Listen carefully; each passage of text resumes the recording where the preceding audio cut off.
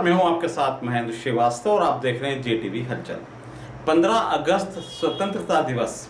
इस बार स्वतंत्रता दिवस पर तैयारियां कैसे होगी, प्रभात फेरी निकलेगी नहीं निकलेगी, मिठाई वितरण होगा नहीं होगा और प्रशासन ने किस प्रकार से तैयारियां की, इसको लेकर आज हमने मनासा के SDM मनीष जैन से एक मुलाकात की। उनसे पूछा इस बार 15 अगस्त पर तैयारियां किस तरीके से होगी और साथ ही हमने उनसे पूछा कोविड-19 कोरोना के चलते हुए जो सावधानी आम जनमानस को रखना है, प्रशासन को रखना है, किस प्रकार से सावधानी रखना है और प्रशासन क्या क्या तैयारी उसको कर रहा है। मनीष जैन से एक मुलाकात। आज हमारे साथ हैं मनासा के SDM श्री मनीष जैन। आगामी 15 अगस्त स्वतंत्रता दिवस, इस त्यौहार को लेकर इस बार किस तरीके से तैयारियां की और त्यौहार किस तरीके से मनाए जाएंगे। सर, आपका स्वागत होगी। तैयारियां इस बार किस तरीके से करेंगे 15 अगस्त की अगर हम बात करें? नमस्कार। 15 अगस्त को जो प्रीवियस ईयर्स में हम धूमधाम से अपना राष्ट्रीय त्यौहार मनाते थे, इस बार कोरोना संक्रमण को देखते हुए सभी प्रकार के सार्वजनिक कार्यक्रम निरस्त किए गए हैं। सभी कार्यालयीन कार्यक्रम आयोजित रहेंगे। जैसे कार्यालय में जो कार्यालय प्रभारी है वो सुबह 8 बजे के पहले तक झंडा वादन करेगा। इसके बाद 9 बजे माननीय मुख्यमंत्री महोदय का प्रदेशवासियों के लिए संबोधन होगा और उसको सभी कर्मचारी सुनेंगे। दूसरा, जो प्रभात फेरियाँ निकलती थी या बच्चों के शालाओं में कार्यक्रम होते थे, वही भी निरस्त किए गए हैं ये कोरोना को देखते हुए। इस प्रकार बहुत ही शालीन तरीके से अपना जो राष्ट्रीय पर्व है उसको मनाया जाएगा। जी। इस बार मिठाई वितरण सर होगा नहीं? मिठाई वितरण वगैरह और जिसमें कॉन्टैक्ट होता है एक व्यक्ति से दूसरे व्यक्ति में, वो सभी कार्यक्रम निरस्त किए हैं। मिठाई वितरण या अन्य किसी भी फल फूल वगैरह का वितरण नहीं किया जाएगा। इस बार नहीं होगा। दूसरा, मेरा आपसे एक और सवाल ये आता है कि कोविड-19 जिस प्रकार से फैल रहा है, मनासा में भी इसके पेशेंट बढ़ते जा रहे हैं, इसको लेकर प्रशासन और क्या तैयारी कर रहा है, किस प्रकार से आगे तैयारी इसको लेकर करेंगे आप, और जहाँ जो पेशेंट मिलते हैं उसके आसपास के एरिया को आप कैसे सील करते हैं, किस प्रकार से करते हैं? प्रारंभ में कोविड-19 के संबंध में साइंटिफिक और अन्य जानकारियाँ कम थी। लगातार ही वैज्ञानिक और चिकित्सीय टीम द्वारा इस बारे में नई नई जानकारी उपलब्ध कराई गई है। कोविड-19 के संदर्भ में पहले जब पेशेंट निकलता था हम पूरा शहर सील कर देते थे, कर्फ्यू लग जाता था। अब ऐसा नहीं है। कोविड-19 से बचाव का सबसे बड़ा उपाय है सावधानी रखना, मास्क पहनना, हाथों को लगातार सैनिटाइज करना और 2 व्यक्तियों के बीच की दूरी 2 गज से ज़्यादा होना। वर्तमान में लोगों में जागरूकता आई है। प्रशासनिक कर्मचारी भी पहले से ज़्यादा ट्रेंड हुए हैं, वेल ट्रेंड हुए हैं। इसके अलावा नई नई वैक्सीन और इन सब में कार्य चल रहा है, तो पहले से तो स्थिति बेहतर है। रही बात नए तरीके से कंटेनमेंट बनाने की, तो कंटेनमेंट पहले जहां हम 28 दिन बनाते थे उसके बाद फिर 21 दिन, अब 14 दिन का कंटेनमेंट बनाते हैं। दूसरा, सामने वाले व्यक्ति को अगर परिवार उसका बड़ा है, बड़ा घर है, तो उसको होम क्वारंटाइन करने की भी सरकार ने सुविधा दी है। इसके अलावा चूँकि सरकार लोक कल्याणकारी राज्य है, तो सरकार द्वारा संबंधित अगर कोई कोविड पॉजिटिव आता है तो डिस्ट्रिक्ट हॉस्पिटल में हम उसको भर्ती कराते हैं, लगातार डॉक्टरों की निगरानी में रखते हैं। इसके अलावा जो अन्य हमारे विभाग हैं, नगर पालिका, पुलिस विभाग, PWD, शिक्षा विभाग, लगातार ही इसमें ड्यूटियां अपनी दे रहे हैं। हमारा कंट्रोल रूम संचालित है, कॉन्टैक्ट हिस्ट्री लगातार बनाई जा रही है और पहले से हम ज़्यादा परिपक्व होकर बाहर आए हैं। तो लॉकडाउन रहे या ना रहे, लेकिन प्रशासन हर प्रकार के लिए तैयार है। जी। जिस प्रकार से कहीं किसी परिवार में कोई पेशेंट आता है तो क्या उसमें घर पे होम आइसोलेशन करते हैं या आप अस्पताल भेजते हैं, किस प्रकार से? अभी जो सरकार ने नई गाइडलाइन दी है, अगर व्यक्ति समृद्ध है, परिवार बड़ा है जी, तो डॉक्टर की टीम उसको निरीक्षण करेगी। अगर उसमें माइल्ड सिम्टम है या एसिम्टोमेटिक है, किसी प्रकार के लक्षण नहीं, तो उसको डॉक्टर परामर्श के बाद एक सर्टिफिकेट जारी करेंगे कि हाँ, इसको हम घर पर रख सकते हैं। इसके लिए 2-3 चीज़ें बहुत ही महत्वपूर्ण है। एक तो उसका घर बड़ा होना चाहिए, उसका जो कमरा है उसमें लेट बाथ अटैच होना चाहिए ताकि अन्य लोगों के संपर्क में ना आए। तीसरा, उसमें जो केयर टेकर नेगेटिव होना चाहिए, उसके घर में और कोई सदस्य कोरोना पॉजिटिव नहीं होना चाहिए। इनको देखते हुए अगर ये सब फॉर्मेलिटी पूरा करता है तो उसको होम क्वारंटाइन किया जा सकता है, जरूरी नहीं उसको हॉस्पिटल में। लेकिन अगर पेशेंट की सीरियस है या उसमें सिम्टम्स ऐसे हैं कि वो घर पे रह के क्योर नहीं हो सकते, तो उसको डिस्ट्रिक्ट हॉस्पिटल में भर्ती करके इलाज किया जाए। जी। परिवार के सिर्फ बाकी लोग या पड़ोसी लोगों को किस प्रकार से चेक करते हैं सर? सबसे पहले जब भी कोई कोरोना पॉजिटिव निकलता है तो उसके घर को हम एपी सेंटर मांगते हैं। एपी सेंटर मतलब बीच का स्थल जहाँ से कोई चीज़ उद्गम होती है। उसके बाद आसपास पहले क्या करते थे हम 0.5 किलोमीटर स्क्वायर एरिया में पूरा सील कर देते। वर्तमान चूँकि लगातार कोरोना के संबंध में नई जानकारियाँ आई हैं, लॉकडाउन हम रख नहीं सकते हैं, दूसरी आर्थिक संभावना है, उसको हम कंटेनमेंट एरिया बनाते हैं और आसपास की गली को हम बफर जोन बनाते हैं जी। उसमें मेडिकल हमारी टीम तैयार रहती है। जैसे कोई कोरोना पॉजिटिव आता है तो हम पूरे एरिया का सर्विलांस करते हैं। सर्विलांस में वो घर घर जाके व्यक्तियों से बात करती है। अगर आपका कहीं से किसी व्यक्ति के पास सिम्टम्स डेवलप होते हैं, 2 प्रकार के सिम्टम होते हैं, ILI इन्फ्लुएंजा लाइक इलनेस और दूसरा सारी सीवियर एक्यूट रेस्पिरेटरी इलनेस। अगर किसी व्यक्ति को खांसी, सर्दी, बुखार या सांस लेने में दिक्कत है तो उसका हम उसी टाइम या तो क्वारंटाइन करते हैं। हमारा यहाँ पे इंस्टीट्यूशनल क्वारंटाइन सेंटर द्वारकापुरी में बना हुआ है। अगर ज़्यादा सिम्टम है तो हम उसको डिस्ट्रिक्ट हॉस्पिटल एडमिट करते हैं, उसकी सैंपलिंग करते हैं। साथ ही अगर हमें पूरे एरिया में कहीं कोई पेशेंट कुछ गंभीर या सिम्टोमेटिक लगता है तो सबकी सैंपलिंग होती है और कोविड-19 का टेस्ट होता है, जो 2 टाइप के टेस्ट होते हैं, ट्रूनेट और PCR टेस्ट जी। तो ट्रूनेट का तो डिस्ट्रिक्ट हॉस्पिटल में ही हमारा है, 1 दिन के अंदर उसका रिजल्ट आ जाता है। इस प्रकार हमारी सर्विलांस टीम लगातार काम करती है और कोई पॉजिटिव निकलता है तो उसको हम हॉस्पिटल में भर्ती करके एडमिट करके बाकी घर को हम क्वारंटाइन कर देते हैं जी। इसके अलावा अगर किसी व्यक्ति को लगता है कि उसके सिम्टम्स आ रहे हैं तो वो डायरेक्ट अपने मनासा सरकारी हॉस्पिटल में जाके फीवर क्लिनिक करके एक नया इकाई शुरू किया है राज्य सरकार ने, जिसमें अगर उसको लगता है खांसी, सर्दी, बुखार है तो डायरेक्ट ही आप जाके अपनी टेस्टिंग करा लें, वो 1-2 दिन में आपका रिजल्ट आ जाता है। जब तक अगर आप ज़्यादा सीरियस हो तो हम द्वारकापुरी में रखते हैं उसको क्वारंटाइन सेंटर में, और हमें लगता है कि नहीं ये इसको हो सकता है, डॉक्टर को BMO वगैरह सोचते हैं इसको पॉजिटिव है तो उसको डिस्ट्रिक्ट हॉस्पिटल में करते हैं जी। इस प्रकार एक मल्टी डायमेंशनल एक अप्रोच अपनाते हैं कि पुलिस विभाग अलग अपना काम करता है, रेवेन्यू अपना अलग, नगर पालिका द्वारा उस एरिया को लगातार ही सैनिटाइज किया जाता है और अपने जो भी सिविल सप्लाई की सुविधा है वो दी जाती है जी जी। जो लोग बाहर से आ रहे हैं सर, उनके लिए कोई प्रतिबंध आपने किया है? बाहर से आने के लिए सबसे बड़ी चीज़ होती है बाहर से आने वाले लोगों को रोक पाना जी। इसके लिए हमने नगर के जो मुख्य द्वार हैं वहाँ पे प्रशासकीय संकल्प के द्वारा CCTV लगाने की प्रोसेस स्टार्ट की है। दूसरा, बाहर से आने वाले व्यक्ति को क्योंकि लगातार ही आज के टाइम में अनलॉक 3 आ गया है तो लगातार ही लोग आ रहे हैं, उनको रोक पाना मुश्किल है। लेकिन कलेक्टर महोदय के आदेश के अनुसार उसको अपने थाने में आमद देनी होती है जी।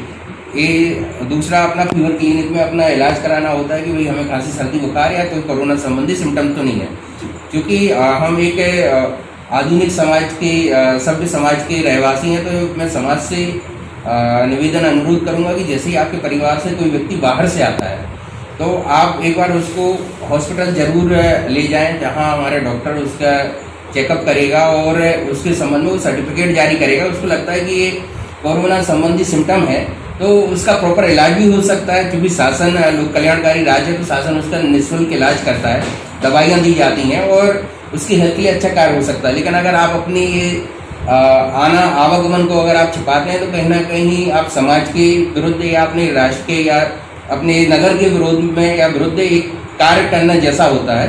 इसलिए मैं आपके TV चैनल से सभी नगरवासियों से आह्वान करूंगा कि आप जब भी बाहर से आएँ, आपके रिश्तेदार बाहर से आएँ तो आप जरूर फीवर क्लिनिक में जाके अपना एक बार चेकअप करा लें।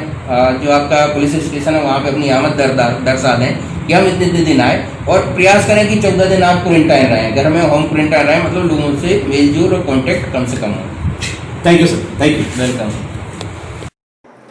ये थे हमारे मनासा के SDM श्री मनीष जैन। मनीष जैन ने नगर पालिका में एक हेल्पलाइन नंबर भी चालू किया। जिस किसी को भी कोई दिक्कत होती है शहर की, वो एक हेल्पलाइन नंबर है, उस पर मैसेज करे, व्हाट्सअप करे और अपनी समस्या को हेल्पलाइन पर वो बता सकता है। नगर परिषद की टीम वहाँ पर पहुँचेगी, उसकी समस्या को देखेगी और उसको हल करने का पूरा प्रयास करेगी। इसको लेकर आज हम नगर पालिका मनासा गए। संबंधित जो कर्मचारी है उससे आज हमारी मुलाकात हुई कि कितनी शिकायत हुई, कितनी शिकायत का निराकरण हुआ और हेल्पलाइन नंबर पर जो कोई कंप्लेंट करता है तो कितनी देर में वो समस्या उसकी हल होती है, उसकी मुलाकात भी आज हमारी हुई।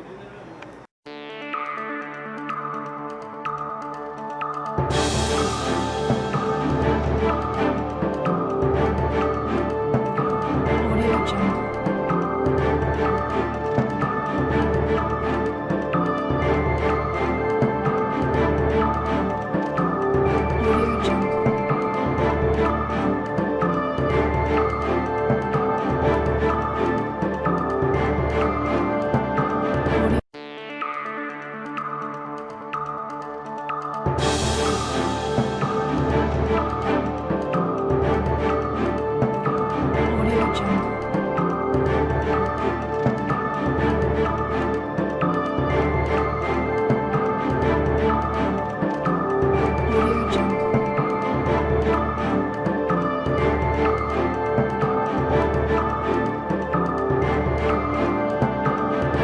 हेल्पलाइन नंबर जो चालू किया है शासन के द्वारा, कोई भी शिकायत अगर नगर पालिका की होती है तो हम आपसे पहले से जानें कि हेल्पलाइन नंबर है क्या। सर, ये हेल्पलाइन नंबर नगर पालिका के लिए चालू किया गया ताकि किसी व्यक्ति को यहाँ छोटे से काम के लिए नगर पंचायत में नहीं आते हुए एक व्हाट्सएप के माध्यम से उसे हल किया जा सके। क्या नंबर है उसका? वो 9009334193। ये कब से चालू किया आपने? ये सर हमने 15/7/2020 से चालू। अभी तक कितनी शिकायत कुल प्राप्त हुई आपको? सर अभी तक टोटल 64 शिकायतें प्राप्त हुई। और कितना निराकरण हुआ उसमें? सर 40 का निराकरण आप कर पाए हैं? किस प्रकार की शिकायत इसमें आती थी? सर इसमें साफ सफाई, लाइट बंद, कुछ राशन कार्ड संबंधी ऐसी छोटी मोटी शिकायतें जो आती है, जो 24 घंटे में हम कोशिश करते हैं कि पूरी हो जाए। कुछ शिकायतें ऐसी भी आती है जो पक्के निर्माण, कॉलोनी में ये सुविधा नहीं, वो सुविधा नहीं, तो हम निर्माण शाखा को प्रस्तुत करते हो तो उसके बाद होती है वो? उसके बाद अच्छा, उसके संबंधित को सूचना देते हैं आप? जी, संबंधित को जैसे ही उनका व्हाट्सअप आता है तो हम उनसे फीडबैक लेते हैं। पर ऐसा मैसेज है गांव में कि चूंकि शिकायत आदमी करता है उस पर ध्यान नहीं देते हैं आप लोग? नहीं, बिल्कुल देखो, सुबह 10:30 से 5:30 तक आपके कर्मचारी नहीं पहुंचते हैं वहाँ पे, इस प्रकार की शिकायत भी आ रही है? ऐसी तो कोई दिक्कत नहीं है। जैसे ऐसा आई ना हमारे पास शिकायत इस टाइप की? स्वच्छता से संबंधी कभी लेट लतीफ हो सकता है। हाँ, तो क्यों हो रहा है वो? क्यों हो रहा है? क्योंकि आप हेल्पलाइन नंबर पर आप बैठे हैं, आप इसको हैंडल करते हैं, तो क्या आप वॉच नहीं करते हैं पूरी तरह नहीं, से? पूरी करते हैं हम। जैसे ही शिकायत आती है हम उसका स्क्रीनशॉट लेके संबंधित व्यक्ति को, दरोगा है या फिर इंजीनियर है, उनको स्क्रीनशॉट भेज देते हैं और वो इस चीज़ को हल करते हैं। वहीं नगर पालिका सभा कक्ष में प्रशासन की एक टीम वहां पर बैठी हुई है जो हिस्ट्री निकालते हैं कोविड-19 को लेकर, कौन पॉजिटिव आया, कौन उसके परिवार के लोग हैं, सारा बैठकर वहां पर वो काम करते हैं। उनसे भी आज हमारी मुलाकात हुई, हम आपको दिखाते हैं।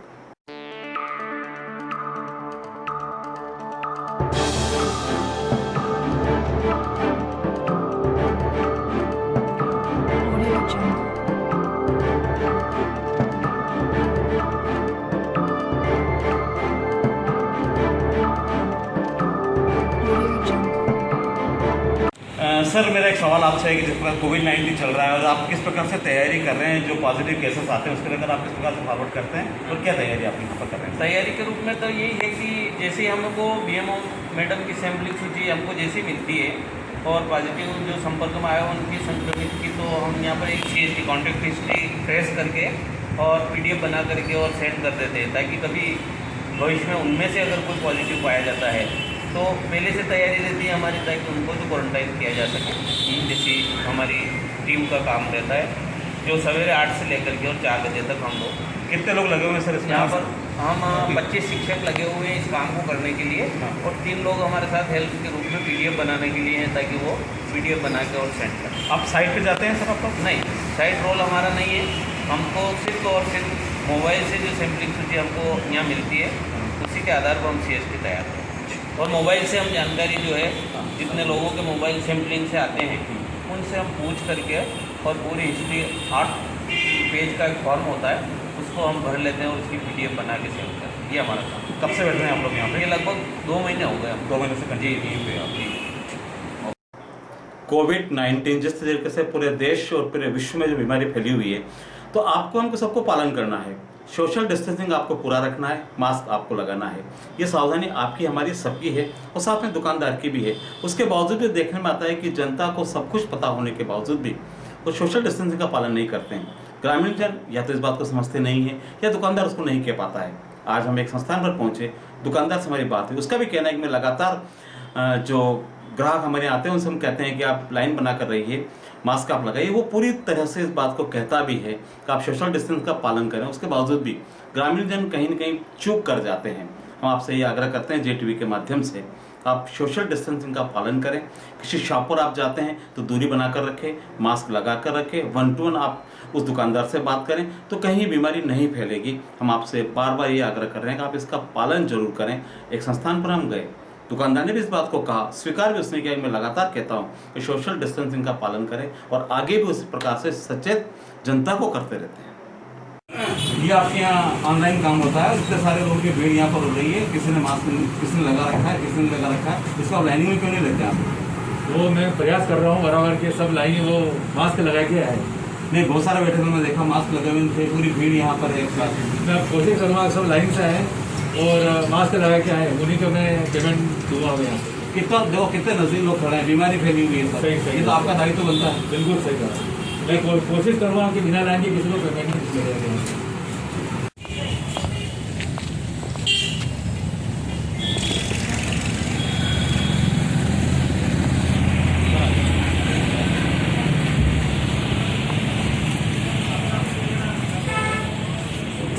आपने मास्क नहीं लगा रखा है, आप इससे नजदीक बैठे, बीमारी चल रही है। हाँ क्यों भाई, मास्क क्यों लगा रखा आपने? कहाँ लगा रखा आपने? तो पास में बैठे हैं, दूर भी नहीं है आप, बीमारी चल रही है ना अभी, तो मास्क लगाना चाहिए ना आपको।